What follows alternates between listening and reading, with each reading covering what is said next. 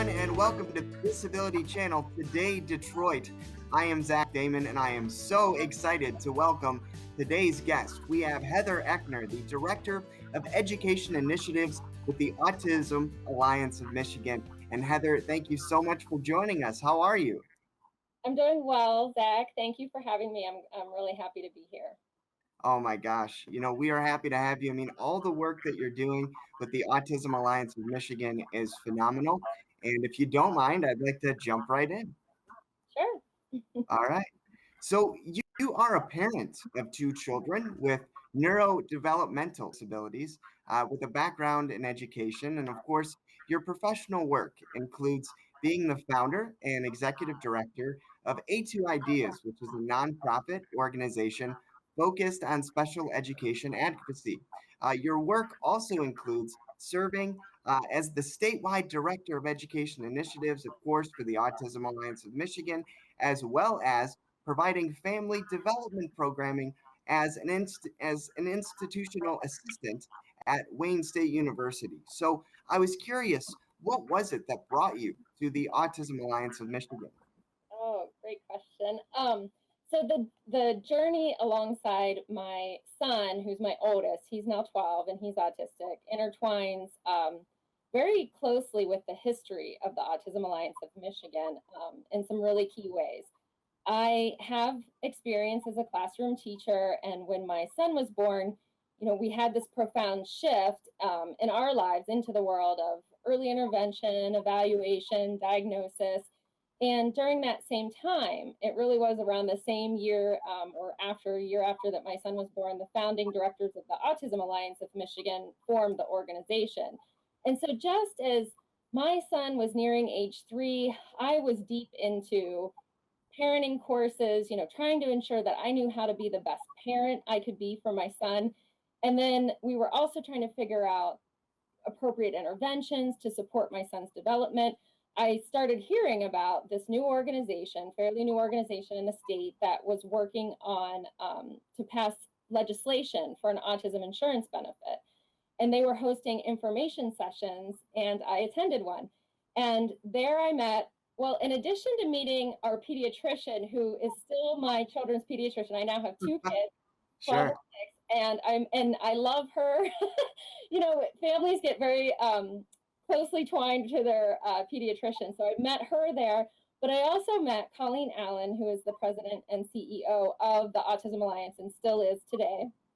And I've told Colleen now this a few times, but I became something of a groupie of hers, and I followed her around to at least 3 or 4 of these information sessions. And because of the efforts of the Autism Alliance, they were successful in passing the insurance benefit. They had shared the information, empowered me to really advocate for my son and making sure that we were on the right path for him. And so we were able to access services that, in a way and to an extent, that we would not have been able to otherwise. So fast forward that, and as my son is entering more into traditional schooling, again, I have this background in education, but this lived experience as well. And I just dove into special education, and that quickly took me into advocacy and those experiences of families and the challenges that they have, and how we can help families and help individuals get past those barriers and systems to access better supports and services and opportunities. And so that a common path for people who get into advocacy work is, maybe they have a background, personal experience, and then for parents, we often join committees. So I co-chaired a parent advisory committee for my local school district for a couple of years.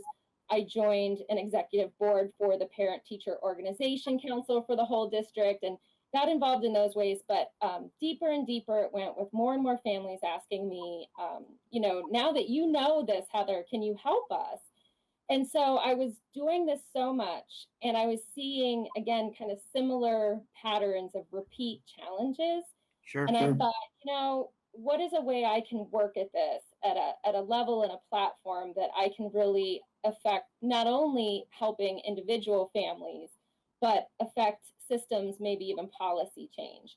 And so that really was the genesis for the formation of what became my local micro nonprofit, A2 Ideas, based in Ann Arbor, which I know you're familiar with some, Zach. And so through that work over time, just really getting engaged, and then kind of coming back into contact with the Autism Alliance of Michigan as a way to give back. I always try to present at their biannual conferences. They have an annual conference, and then a regional conference every year. And I try to go back and present. And so kind of staying connected in some ways. And then in the summer of 2019, the Autism Alliance really started to get more deeply engaged in the education space, specifically special education statewide.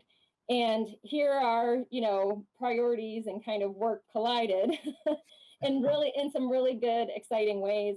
And essentially what the Alliance was looking to do with their efforts was everything I had been working towards. And so this coming together just seemed like a really natural and great fit. And I have really been loving all of the work and opportunities that I've had now with the Alliance. So it's just been great. Oh my gosh. I mean, amazing things that you're doing, Heather, and just admire you so much for all the things that you're doing. And of course, I mean, working with the great Metro University of Wayne State. I mean, have you noticed, I guess, a difference in working in a city like Detroit, and how much that is impacting the disability community in the Detroit metro area? Absolutely. Yeah, it's been a great experience too at Wayne State, and I'm an instructional assistant under Dr. Leah Ketchison, and she's got a lot of great programming going on connected to adaptive physical education. And then what is so wonderful about what she's done, and she's a close partner to the Autism Alliance as well, as is Wayne State, but she brings me in then to help with the parents of the kids she's working with in her programming to help inform and empower them around special education and advocacy. And I really appreciate her thoughtfulness in connecting that. And absolutely, what's interesting though is kind of no matter where I am in the state or who I'm talking to, because special education is this process and it's a system, it's based on federal law. There are pockets of excellence and things happening that are really great. And then there are pockets of challenge, but a lot of those experiences are fairly similar across the state. What I think stands out the most and in terms of equity and access really is there are a lot of parents, a lot of families out there that don't even realize these services and supports exist, or they realize they exist, but they have no idea how to even initiate that. So there's so much about just getting them to the place where, listening to what it is that they're trying to achieve alongside their child and for their child, and then connecting that to say, hey, did you know you can take this step and this starts a process and we can explain to you how this process will work, and that will unlock some of these opportunities. So it's just been another great partnership and a way to connect with families and really help move things forward. Yeah, again, just an amazing resource you are, not just for Wayne State, but the state and the community. So wonderful work. And I wanted to touch on to the mission of the Autism Alliance of Michigan, because I think it's important, and it's to lead efforts to raise expectations and expand opportunities for people touched by autism across the lifespan. But you know, with a background in education and advocacy, like you touched on, why is this mission important to you? Yeah, and as you mentioned, Zach, my background's in education and advocacy, so I tend to view social justice work through that lens. And education is a social determinant of health, overall health and well-being. And so I view education, I believe it is fundamental to the well-being and functioning of the people in our society. If we think in terms of education being a process, right? A process of facilitating learning, which begins at birth. And as we foster this acquisition of knowledge, skills, habits, values, beliefs, all of that, right? We come to accessing those opportunities. And that purpose of education, the role of education is to provide that opportunity to develop to the fullest extent possible for each individual. And so that they're able to live creatively, productively, fully in our society, right? So when we talk about raising expectations and expanding opportunities, I see education as that pathway to reach that mission. We know that the education experiences for youth with disabilities, there can be barriers, as I've mentioned, that are often connected to low expectations, and that therefore limits opportunity. And so, with the mission at the Autism Alliance to raise expectations and expand opportunities through my work, that lens of education, this is everything that my advocacy work has focused on for the past several years. And so I see it as deeply intertwined. Yeah. Absolutely. I couldn't agree more. And we're going to take a quick commercial break, and we'll be right back with Heather Eckner of the Autism Alliance of Michigan. Stay with us.